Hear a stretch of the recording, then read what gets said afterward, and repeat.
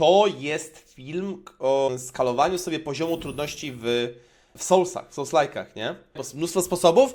Ja sam trochę skalowałem tej trudności na sam start. Dawałem sobie jakieś różne obostrzenia. W Eldenie nie ulepszałem do końca broni, nie levelowałem za dużo. Tam ta malenia też tak na 8.5 i tak dalej. Bo właśnie w Soulsach i w Eldenie od gracza zależy poziom trudności, nie? I w Soulsach wszystkich też. Dobra, oglądamy, zobaczmy, co tu jest. Over the course of many years running tons of challenges on Souls games, I've realized I haven't come across much content that breaks down a realistic progression for starting challenges as a beginner. I'd say for most individuals playing Souls games that just want to have fun and aren't hardcore masochists, something as simple as not using a shield and not even co-oping would be a challenge in itself. To ja. So that's exactly where we're going to start off with this breakdown. Make sure to leave a comment if you've tried any of these runs or if the video inspired you to do the kinds of stuff I'll be talking about today. And don't forget to subscribe and be notified for future videos. Dokładnie. So let's say that you're brand new to Souls games in general. You just beat your first playthrough of the game and you have no idea what overall and what strategies beat the bosses the quickest. You probably had a friend that helped you with advice, or you looked at some walkthrough. Maybe you co-op with some people online to get a helping hand, or to help others yourself and learn the game from their world. Bossa. Nienawidzę tego bossa. Maliket. Any of this could apply, but regardless, upon revisiting the game, a run where you cannot block with a shield and simply not summon other players for help will put a lot of the pressure on direct strategies or needing to level particularly useful stats that can make your character effective in other ways that you may have not known before. This could be looked at as something that's not challenging at all, but for some out there it's a perfect starting point. Just beat the game solo, no blocking, no Havel's armor, no one-shot build, no funny business, you goddamn cheaters. I'm looking at you. That guy who researches all the methods. Czy takie standardowe obostrzenia ludzie sobie tam dają, nie? Ten no Havel armor, czyli to jest aż tak mocna zbroja, że jest traktowana, że też się jej unika nawet, tak? Jak chce się troszeczkę podostrzyć grę. As we move forward, this probably is where a majority of you would agree real challenge Nie wolno begins Havela. in terms of the rules and the difficulty level. A large but straightforward step up from no summoning, no shield, and no cheesy magic would be a no level. Okej, czyli mamy bez jakichś takich typowych ułatwień. Magia, bez magii, bez tarczy, bez summonów, bez przywołańców. Ja sobie jeszcze nigdy nawet summona ani jednego nie odpaliłem. Kiedyś musimy odpalić, zobaczyć jak to jest, bo widziałem w Eldenie challenge, że tylko summonami robić grę. Run. It could be argued that no leveling for some of the games would be way too hard and would rank closer to the end of the list if we're going from the beginning to master level of challenge. But I would argue in most cases, it's the best type of run to do next because you don't have to reset the game every time you don't achieve the goal. In fact, the goal's viability simply depends on you chipping away at each boss on your own time and as many times as you need. This is the biggest benefit and why I would rank level 1 runs or no leveling as the second step of getting good. You're able to learn so much information from this run that it actually makes sense as a stepping stone for all the things to come up next on my list. In a level 1 run, you have not only limited survivability, but you're also forced to use limited actions with a much smaller amount of stamina than normal. Czyli według tego gościa normalny poziom trudności też wchodziłyby też challenge typu SL1, nie? Soul Level 1. Czyli nie dość, że mamy mało życia i to jest mega ciekawe, nie? I teraz w sumie nawet nie wiem, czy ja bym się tym nie zajął w Eldenie. Spróbować sobie na pierwszym poziomie postaci przejść grę na przykład i to będzie nas uczyło mechanik bossów bardzo dobrze, nie? Mamy mało życia, więc musimy omijać wszystkiego bardzo dobrze. Raczej mamy mało możliwości dostania hita. Mało staminy, więc każdy ruch, który wykonamy, musi być raczej sensownym ruchem. Nie ma miejsca tam za dużo na panic rolle jakieś, no nie? No bo spanic rollujemy 2-3 razy i dostaniemy hita od bossa i prawdopodobnie będziemy leżeć od jakiegoś mid-game'owego bossa w górę, nie? I tak, no i nie ma żadnego timera, nie ma żadnej presji czasowej, po prostu musimy na SL1 powolutku lecieć, powolutku odkrywać sobie tą drogę do przodu. I to jest mega ciekawy challenge dla mnie w tym momencie, na przykład, żeby go podjąć w Eldenie. Ale kurde, gość to sklasyfikował na normalny poziom trudności. Nie najłatwiejszy, ale na normalny poziom trudności. Jestem ciekawy, co będzie dalej, nie? Where stat leveling is uncapped. Having stamina allows you to roll several times more than a base level run. It would also allow you to panic roll a lot more and make more moves that are random and wouldn't be possible to get away with on level 1. This means every action counts. This counts for how many attacks you can do. It sometimes may even go as far as a situation where you're spamming a boss down with a bunch of attacks and it's going to charge up this big area of effect attack and you have to run away. Now you can't run away because you have no stamina left, whereas the character that had leveled has the stats. Dokładnie. Wyższy level jest bardziej wybaczalny. Więcej staminy, no to wykonamy 2 złe role. A dobra, teraz po 2 złych rolach naszych boss wykonuje zabójczą mechanikę. A dobra, to mamy jeszcze trochę staminy, rolujemy dalej, nie? Albo więcej hitów możemy zrobić i dzięki temu możemy zberstować bossa bardziej. Depending on which Souls game you're in, Fajne, this podoba can mi się greatly już to. vary as well. Making games like Dark Souls 2 even worse for how many actions you can commit to in one stamina bar. The amount consumed per action is around double the amount of some of the other games. If we take a look at the character's equipment and build variety, we'll realize there's not a lot of weapons you can actually use on level 1. You can meet requirements by using rings or other equipment that boost stats, but that's only going to get you so far because of the cost to use them. The cost to use such equipment could affect your overall equip load, the stamina to use the weapon, and of course, the rings you could be using instead of the ones to boost the stats. This might be the only time I mention this, but one of the games that gets the weapon selection right when it comes to base level challenge runs is Nioh. I only played the first Nioh, so I'm not sure if this carried over in the sequel, but you could use pretty much any weapon, but with less effectiveness. This isn't the same effect that you have on a weapon that doesn't meet requirements, like when you're on level 1 and you try to swing it, but you can't. Because it retains the viability of the weapon, this makes it so much more fun, and I really hope From Software in the future will take notes of this and put it in one of their future games, because as far as we've gotten up to Elden Ring, they've never done this. And it's a huge thing to miss out on because some people want to play level 1 runs and they want to have more variety. And you can make the cost maybe 30% less effective for the weapons. I would be super happy with that. If any of you guys agree with this statement, please leave a comment below on what you think about level 1 runs and weapon variety. To jest bardzo ciekawe. Też możecie napisać właśnie, czy co uważacie tak naprawdę. Czy w Eldenie fajny byłby motyw, że każdej broni można używać tak naprawdę, ale niezależnie czy spełniamy warunki statystyk, ale oczywiście z karą do damage'a, no bo teraz w Eldenie to jest, nie? Tylko ta kara do damage'a jest dosyć duża, na tyle duża, że no nie będziemy grać bronią, którą nie spełniamy warunków, no i też nie możemy używać speciali, jeżeli nie spełniamy warunków wiary, czy tam jakichś różnych innych statystyk, nie? At the end of the day, even if you brute force the ugliest level 1 run anyone's ever witnessed and just barely managed to succeed, you would still leave with so much more information and experience than most first playthroughs could give you when it comes to raw data on how the game works. Bo kiedy więcej doświadczenia zyskamy? Kiedy będziemy zmuszeni do omijania mechanik bossów, bo inaczej zginiemy na 1-2 strzały. Będziemy zmuszeni do mądrego używania staminy, czyli mądrego omijania rolowania. Czy więcej doświadczenia zdobędziemy po prostu brute forsując bossa na pierwszym przejściu, używając samonów i buffując się jak świnia, nie? W Eldenie na przykład znajomość tych mechanik bossów to podstawa. No ja robiłem ostatnio mój pierwszy speedrun, wiadomo, że jeszcze amator, ale robiłem speedrun i w 3 godziny dotarłem do Maliketa, a okazało się, że Maliketa nie miałem przeprogresowanego. No nie miałem, bo na moim pierwszym przejściu jakimś cudem, RNG miałem dobre czy coś, udało mi się Maliketa zabić w 4 albo 5 minut. To było trzecie podejście. Więc jak robiłem tier listę, to Maliketa zeptałem na B-tier, czy coś takiego nawet, nie? A teraz na speedrunie, gdzie miałem 70 poziom i przyszło mi walczyć z Maliketem, miałem super damage, ale nie znałem mechanik Maliketa akurat, nie? Tam dużo nauki jeszcze przede mną na przykład, nie? Tak na pewno więcej z takiego rana się nauczymy, jeżeli myślimy o przyszłości. Irrespective of the storyline and additional elements, which is amazing. As we go a bit deeper into the progression of noob to pro, you will notice my ideas are making significant jumps in concept and or difficulty. This particular challenge coming up could be argued to be just as difficult or not much different than a level 1 run. Okay. But it does have the aspect that quite a few of you may not like at all or have a hard time appreciating when attempting.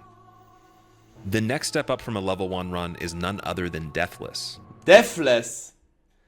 To jest też giga ciekawe, fajna progresja, no bo tutaj mamy normal, czyli jesteśmy już powiedzmy, że udało nam się zrobić SL1 rana. Teraz czas oczywiście na Deathlessa. Tutaj ogarniamy mechaniki bossów, uczymy się ich omijać, uczymy się dobrze zarządzać staminą na tych walkach, no nie, znamy już wszystkie ruchy bossów, no bo musieliśmy, żeby skończyć challenge, a teraz możemy przebiec Deathlessa. Możemy skończyć grę bez śmierci po prostu, nie? I to jest taki tryb HC z tego co rozumiem, hardcore taki, że jeżeli zginiemy raz podczas biegu, nawet na końcu gry, to musimy zacząć od nowa nową postacią, no bo Deathless musi być. On a Deathless playthrough, regardless of whatever Souls game you choose, You must restart the game Dokładnie. completely from the beginning if you die once. The Jak initial zginiemy, approach uruchamiamy grę to od nowa. improving here is best executed by not resetting, but rather counting deaths that you accumulate so that by the end of the playthrough, you have a baseline target to beat the next time you run the game. This makes it a much clearer goal to achieve because as you record the number of deaths, you will start to realize, I remember where I died specifically. I think the reason you remember is because you've set the intention to achieve the goal, and therefore it makes it a lot more clear when you recall what happened. The Deathless run will start to get you into a similar habit that you had on the level 1 run, previously mentioned, where certain strategies don't apply at all anymore, and you'll have to adopt new ones to overcome. But with more chips on the table and time spent to get your current personal best, the resetting nature can make Deathless feel like a much bigger beast Niedługo at będziemy go times. bić. The character can be built many different ways, and Deathless can be as sketchy or as comfortable as you want it to be. I'm sure a lot of you will find the longer you spend setting up the run, the worse it's going to be when you lose the challenge. Especially to a stupid death like Gravity, which is really common, especially in games like Dark Souls 1. You can Grawitacja w Soulslike'ach, uwielbiam, no. fall off so many objects, and then at the end of it, you literally just get one shot, which sucks. Speaking of how long it takes to set up a run, and carefully curating your strategy to win, let's take a step further in that direction. Okej. Introducing the Zero Hit Run. Oho! Jest i hitless, czyli na początku, czyli jesteśmy już po etapie w tym momencie. Czyli zrobiliśmy SL1 run, czyli na pierwszym poziomie postaci, pokonaliśmy ranik, potem zrobiliśmy Deathlessa, czyli przeszliśmy grę bez ani jednej dętki i teraz wedle skalowania tego gościa czeka nas run bez otrzymania hita. No nie, skalowanie idzie, powiem, mocno do góry. Hitless to jest naprawdę niesamowite osiągnięcie IMO. A run where you actually can't be attacked by an enemy unless that hit is a Hitless, czyli od razu tłumaczę, to jest właśnie challenge polegający na tym, że przechodzimy grę i nie możemy być trafieni przez żaden atak bossa, bo to nie jest damageless, że nie możemy otrzymać żadnych obrażeń, ale w Hitlessie chodzi o to, że nie możemy otrzymać obrażeń od przeciwnika. Ale jeżeli upadniemy, jest okej, nie? scripted requirement to continue the game, like Dragon God in Demon Souls and Invincible Seath the Scaleless in Dark Souls 1. This takes all the things that make Deathless scary and amplifies it to a point of near insanity for some people. No. This is also a level of gameplay where most people watching may never try, even though the community for Zero Hit runs has grown so much ever since I started my first attempts in June 2016. There's this fun quality that exists in the previously mentioned categories on this progression list.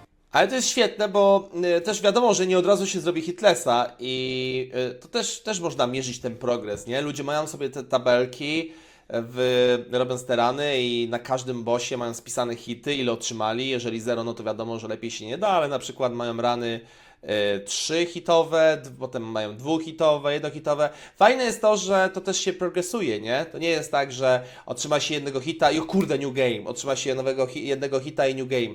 Potem tak jest, jak już się ma jednego hita po prostu i do perfekcyjnego runu, ale to się też progresuje, nie? Więc jakby zawsze fajnie jest na przykład zacząć hitlessa powolutku, powiedzmy pierwszy run albo nawet połowę rana zrobić segment, tak podejrzewam, że tak to wygląda, zobaczyć jak te hity się zmniejszają z czasem, nie? I jak lepszymi graczami się jest na przykład, nie?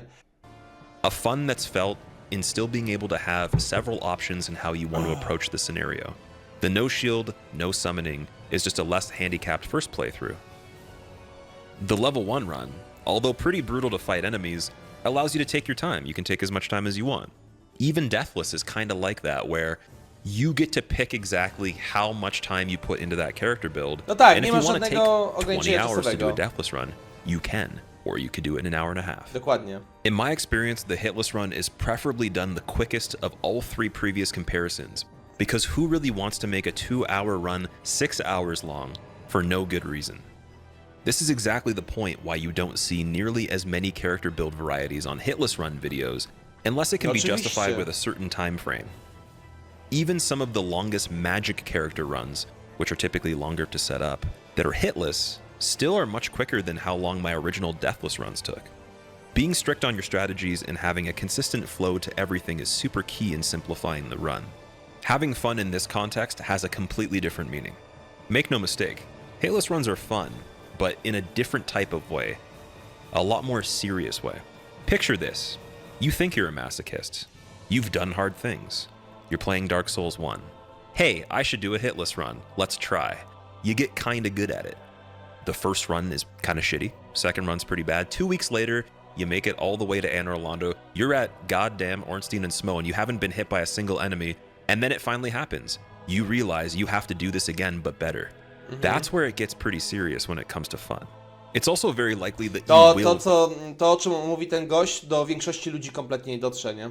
To jest już mindset osoby, która na gry patrzy trochę inaczej, bo tak jak ten gość powiedział, to się robi już serio, nie? To już nie jest taka zabawa na zasadzie biegania sobie, chillowego granka, na wyłożeniu nóg na stole, jedzenia chipsika i tak dalej, nie? Jeżeli chce się takie coś zrobić, to trzeba być śmiertelnie serio. Tak samo tak jest w speedrunach na wysokim poziomie, w jakichkolwiek grach, w jakichkolwiek challenge'ach, które wymagają więcej niż 2-3 próby, żeby osiągnąć jakiś wynik, nie? Bo tutaj mówimy o dziesiątkach prób, o dziesiątkach godzin, o ile nie setkach czasami na przykład, żeby osiągnąć coś, jakiś jeden challenge taki naprawdę skomplikowany. Dużo osób ma takie coś, które nigdy nie próbowała tego typu challenge'u. Zauważyłem, że jak właśnie mówi się o takich rzeczach albo pokazuje się jakiś filmik, no to jest coś na zasadzie, po co się tak męczyć i tak dalej, i tak dalej. To jest pewna droga samorozwoju gracza, dla tych ludzi jest to bardzo ważne, bo nagroda jest w postaci dopaminy po ukończeniu challenge'u, albo dopaminy po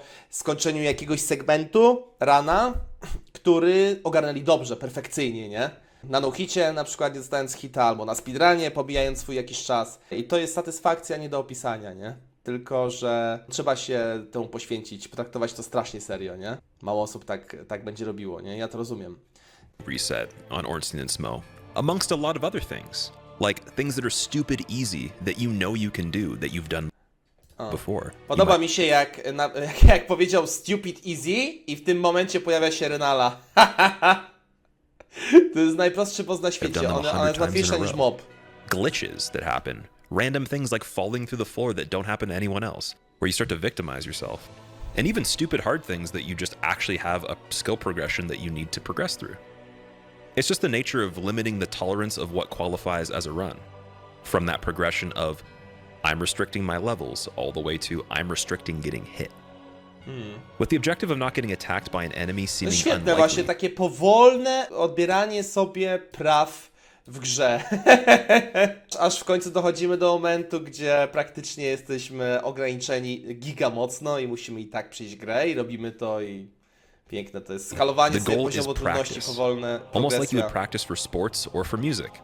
You need intentional repetitions with smaller goals inside the bigger goal to keep a good focus and attitude throughout the process. Like the Deathless Run. Jezus, ten gość mówi tak zdrowo i tak dobrze, że aż bym go normalnie mu sprzedał mokrego buziaka, nie?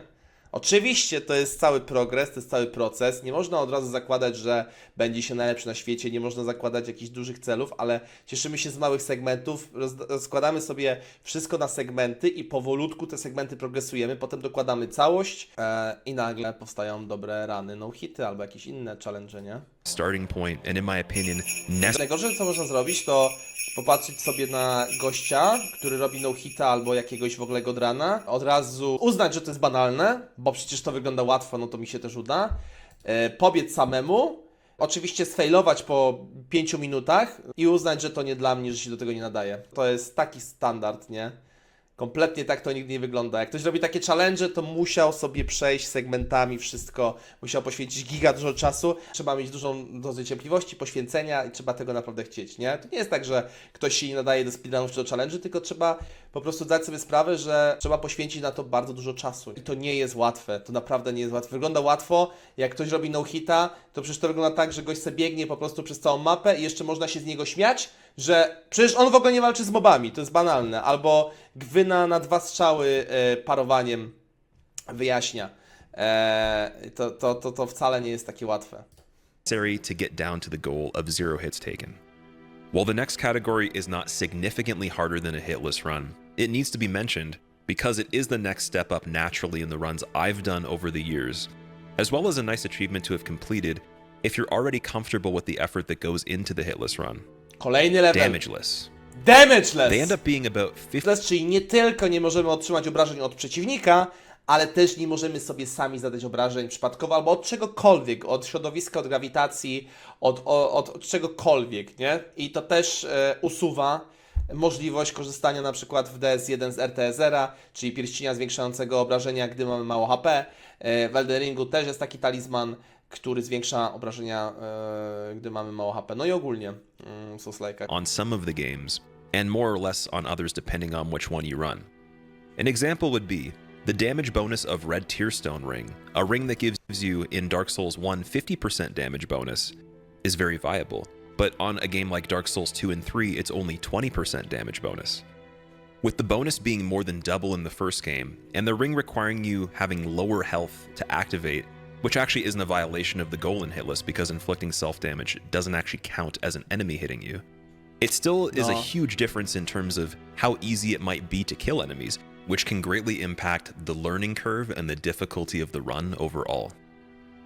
In a damageless run, the health bar can't lower at all. No. This also segues into the situation where falling off things is taken very carefully. Oj, tak! Some things you can fall off of without taking Fall damage. damage, Others you grawitacja. can use fall control or cat Trzeba ring, uważać. which are items and magic to be able to reduce fall damage until the point of death. And then there's just some things where it doesn't work at all in games like Bloodborne, where you don't have the ability to use items to help you. So you have to take a completely different route, like Healing Church Workshop to get to Amelia, not being viable anymore.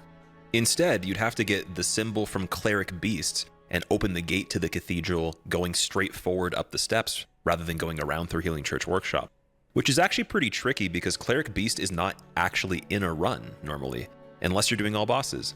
So for example, on any percent where you just complete the mandatory amount of content, Cleric Beast being required before you get to Amelia is kind of stressful because it's adding a whole nother thing you have to do that's just not required on hit list. Czyli na damagelessie totalnie, tak. Też tak właśnie czuję, że dochodzą segmenty, których normalnie na zwykłym hitlessie byśmy nie robili, bo na hitlessie na przykład możemy sobie pozwolić na segmenty, w których spadamy, dostajemy damage, jak używamy jakiegoś skrótu, przez co run się skraca. Na damagelessie nie możemy sobie na to pozwolić, więc więc jakby cały run się wydłuża. I pewnie za tym idą takie rzeczy dodatkowe typu na tym ranie, nie używając skrótu, idziemy okrężną drogą albo dłuższą drogą, tam jest więcej potworów, albo może być jakiś typ potwora, który jest jeszcze szczególnie niebezpieczny, bo jest casterem, bo ma jakieś AOE, bo może szybko zszarżować, cokolwiek, nie? Także na damagelessie dochodzą jeszcze seria takich challenge'y, seria dodatkowych utrudnień, o których byśmy nie pomyśleli na hitlessie, nie? Killing extra bosses Spoko, becomes Kiszak, fairly no. common in some of the runs, and it's cool because it changes the challenge enough for hardcore hitless runners to enjoy. There's also that amazing feeling that you actually completed the game perfectly, in the sense that you didn't get any health reductions whatsoever. One thing I personally went a step further O, Jezus, jak mi się podoba ten boss! allowing my character to get staggered as well. So nothing made contact with the character's hitbox in the form of stagger or damage, which to me actually is the perfect playthrough of the game. Now we are getting into an even smaller margin of the player base, or dare I say the smallest margin of the player base, with marathon hitless runs. Marathon hitless run, czyli tutaj gość się zaznaczył jako najwyższy szczebel zaawansowania, najwyższy szczebel wyzwania, czyli maraton, czyli parę gier z rzędu soulsowych bez otrzymania hita, czyli powiedzmy łączenie hitless Dark Souls 1, 2, 3, Bloodborne, Elden Ring. To się też nazywa inaczej jak Godrun. To make this a little bit more simplified, I'm going to include damageless marathon runs as well, as they're not nearly as popular, and there hasn't been any done to my knowledge that have as many games included as the largest hitless marathon runs.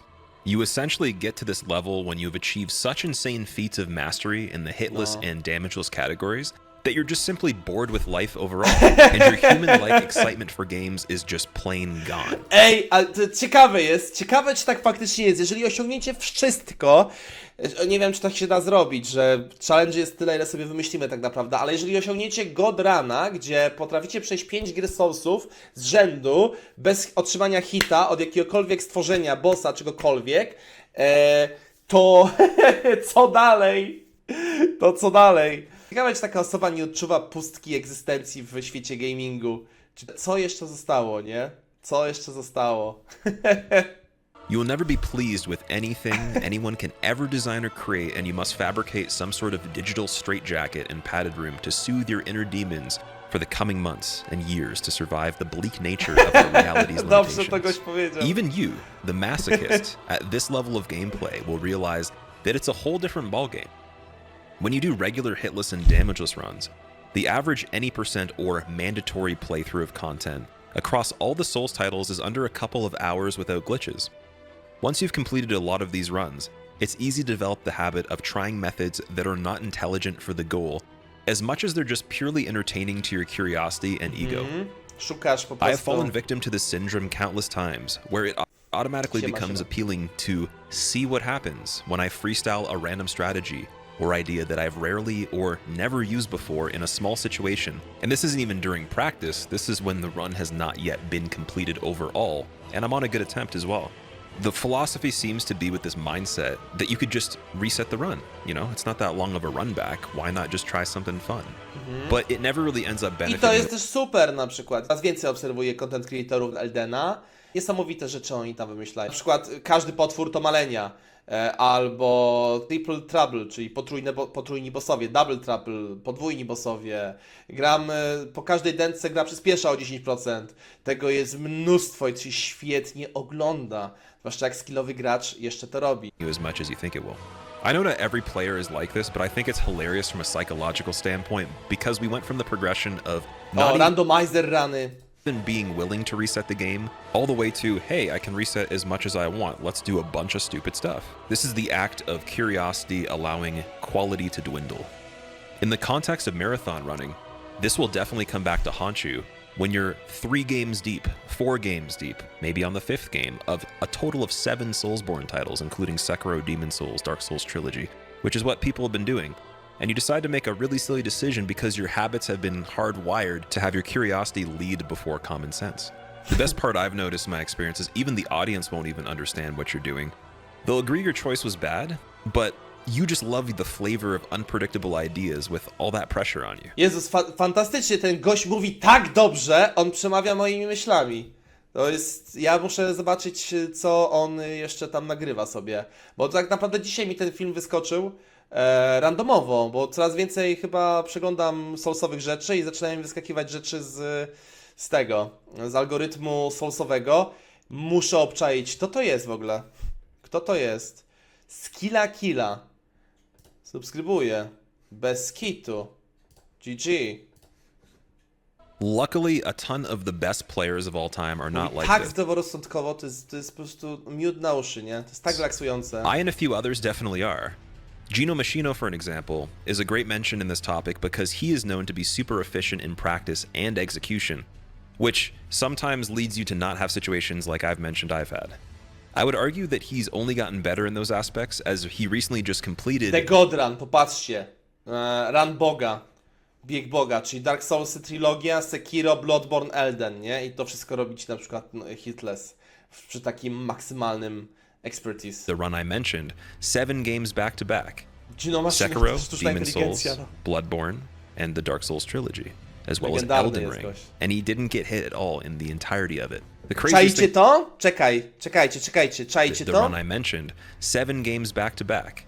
Sekiro, Demon Souls, Bloodborne, and the Dark Souls trilogy, as well as Elden Ring. And he Skończył Godrana, nie został trafiony. Gino Machino skończył Godrana, przyszedł wszystkie 7 gier z rzędu i nie został ani razu trafiony, grając w gry z rzędu. To nie tak, że ograł DS-y 1, 2, w DS-ach 3 go trafili i zaczyna DS-y 3 od nowa. Nie. Jakby go trafili w DS-ach 3, to musi zacząć run od nowa, od DS-ów 1. Bo to nie jest problem, żeby segmentami zrobić jakiś speedrun albo jakiś hitless, tylko chodzi o to, żeby zrobić to z rzędu. Tak, 3 osoby zrobiły, no. didn't get hit at all in the entirety of I it. to jest dopiero to jest niesamowite. The craziest thing to mention is that he hasn't even really been into Jednym marathon ciągiem, runs for tak. that long. The only way we can increase the difficulty from his recent 7-game hitless run would be doing it again without leveling, or maybe even doing it damageless, or even on top of that, doing it damageless and without leveling. Widzicie, nawet ten Godrun da się jeszcze bardziej zeskalować. Czyli teraz zrobić Godruna, ale na levelu pierwszym, nie? Na przykład. Now you can kind of see the trend that's happening with this list as we keep increasing the difficulty of these challenges. There's always something else to improve, but at what cost? This is the current perceived peak of Souls challenge runs, I've realized. And while of course you can make other conditions and modifications to the games, this is the largely recognized core progression. I'd like to run through a bunch of honorable mentions for extra ideas that can also be a ton of fun when challenging yourself. All Achievements is a great run for collectathon enthusiasts. Pacifist playthroughs can be tricky to figure out but entertaining to witness, just for the fact that it can be done without you actually being involved in combat. An unupgraded weapon run sounds extremely scary, but is a great gap to bridge on the way to level 1, because you can find a lot of weapons that are good without upgrades, but still do slightly less damage than a level 1 character and remain with the bonus of having more health overall, which makes survivability no problem. Certain modified playthroughs such as item and enemy randomizers are worth trying for my PC players in the case that it trains your knowledge and resourcefulness with what you're given. There's even been charity marathons and tournaments where people race on randomizer seeds, and those randomizer seeds have also been used for not only speedruns, but Obejrzymy to kiedyś. one little Eggie's trying to do, I believe right now, on Elden Ring, where he randomizes the entire game and is able to do a hitless run. No, I believe his jakby. personal best is one hit, and I'm sure he'll get it. Now I'm sure someone already... Totalnie to o tym mówiłem na początku oglądania. Tak, oglądałem cały ten run. I w tym segmencie Lil Agi I believe his personal... tutaj się pośliznął. Chciał przebiec, potem tłumaczył na streamie, że chciał tam, że mózg zadziałał tak, że rozsądek mu podpowiedział, żeby się zatrzymać, a odruchy, jakby pamięć mięśniowa, kazała mu biec dalej. No i zatrzymał się i spadł i zginął, nie? I to był jedyny hit na tym ranie. Personal best is one hit, and I'm sure he'll get it. Now I'm sure someone already typed this in the comments before I could even get to this point of the video. But on the topic of speedrunning, it's important to mention that it is a huge challenge that can scale to a level that's close to the deepest level or even beyond, depending which game world record we're talking about. For now, I decided to not rank any speedruns amongst the challenge runs to not confuse the two different types of challenges. Well, later on I could definitely do a video on just speedruns if you'd like. Please leave a comment below if you want to see me ranking different things in speedrunning the Souls games. If speed is something you enjoy, and killing bosses as fast as possible gives you a rush, try out a glitchless speedrun with safer strats to start off and see where it goes from there. Some of the tricks used on than the entire first section of the challenges in this video. Things like fair and skip in Dark Souls 3, certain quick kills in Bloodborne like Lawrence, or even just being able to string moveset swapping, soul duplication, and tumble buffing into your fancy footwork along the way, all while having crisp menuing efficiency took me tons of time back when I was speedrunning. If you made it to this point of the video, thank you so much for watching, guys. Be sure to leave your opinion on what other challenges. Okej, no. Mega dobre. Strasznie, będę śledził tego gościa. Dawajcie znać, co też sądzicie, nie? Wydaje mi się, że to nie jest takie oczywiste podejście, typu skalowanie sobie trudności, challenge'owanie się ogólnie granie pod challenge, nie?